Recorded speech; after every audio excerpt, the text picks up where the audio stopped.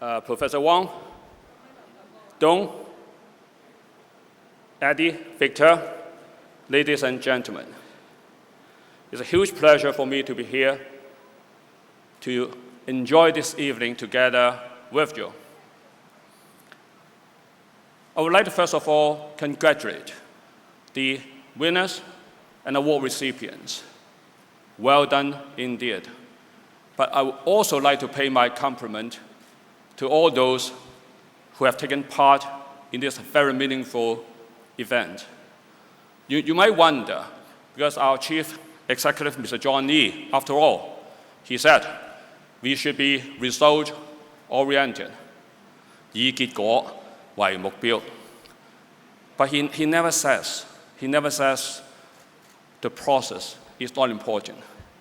And I do think that by participating in this journey, it is perhaps as valuable as winning an award. So my compliment to all of you who have taken part as well. I would also like to send you a very warm welcome from Mr. Paul Chan, the genuine Financial Secretary. I'm his double. Paul is in Bali attending the G20 summit as part of the Chinese delegation, so I'm sure you understand. Before coming up, I was chatting with Dong, and I asked him what should I talk about. And he said, we're all friends here, so a friendly chat will do. So I would like to share with you some of the latest situations regarding major developments in Hong Kong that I believe you will be interested in. Firstly, from a macro level, there are a lot of good news. The National 14th Five-Year Plan actually has stated very clearly that our country supports the development of Hong Kong as an international innovation and technology hub.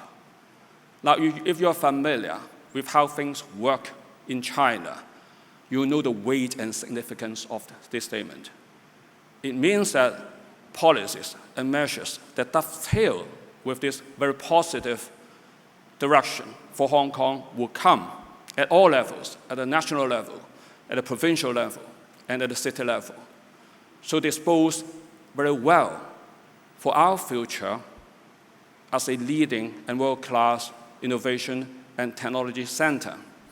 And indeed, President Xi Jinping, when he was in Hong Kong on the 30th of June, before the inauguration, on the 1st of July, he visited particularly the Science Park, and I was there.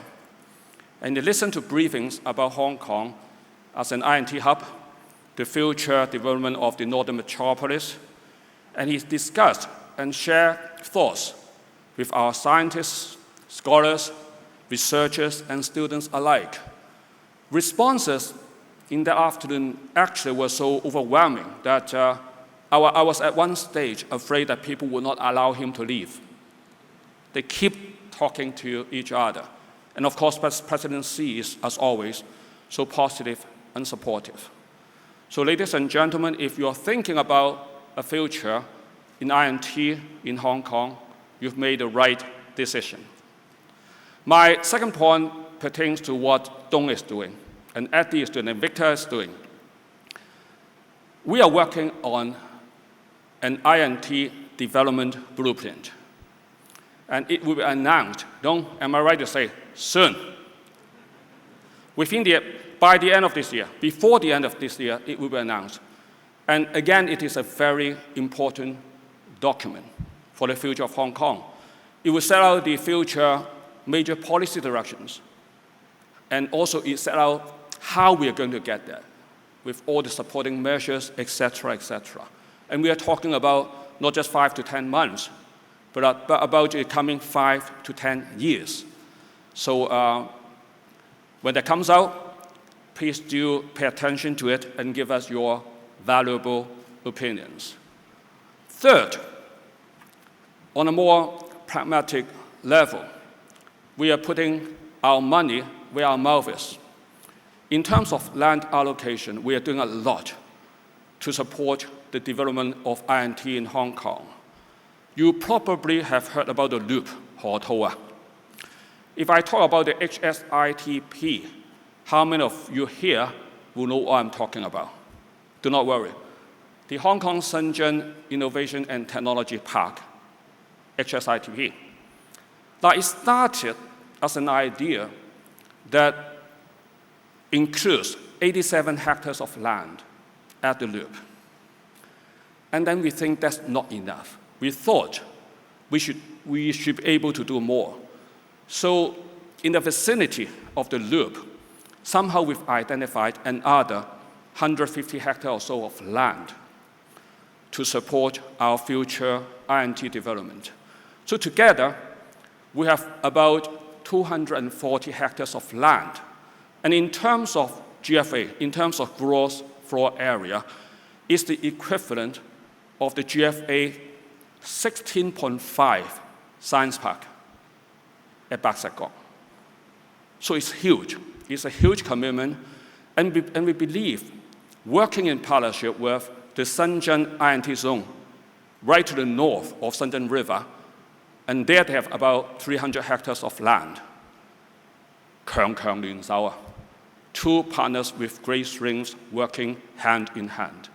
So things are looking very positive for Hong Kong indeed. And the fourth point, and I'll be brief here, we have just announced the formation of the Digital Economy Development Committee, the DEDC, on the 22nd of June.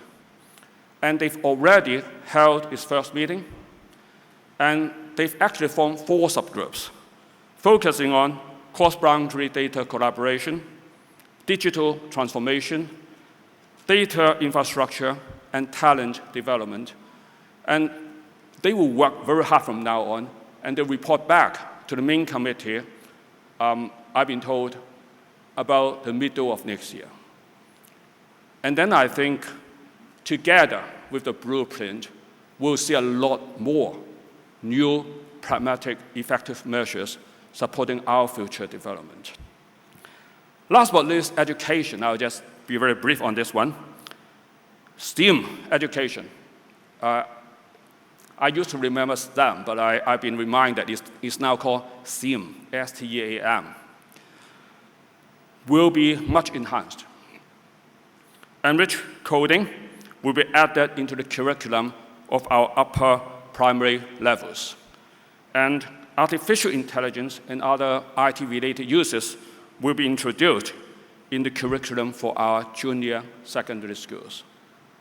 And also at the university level, we are looking forward to adding 1,600 research postgraduate places.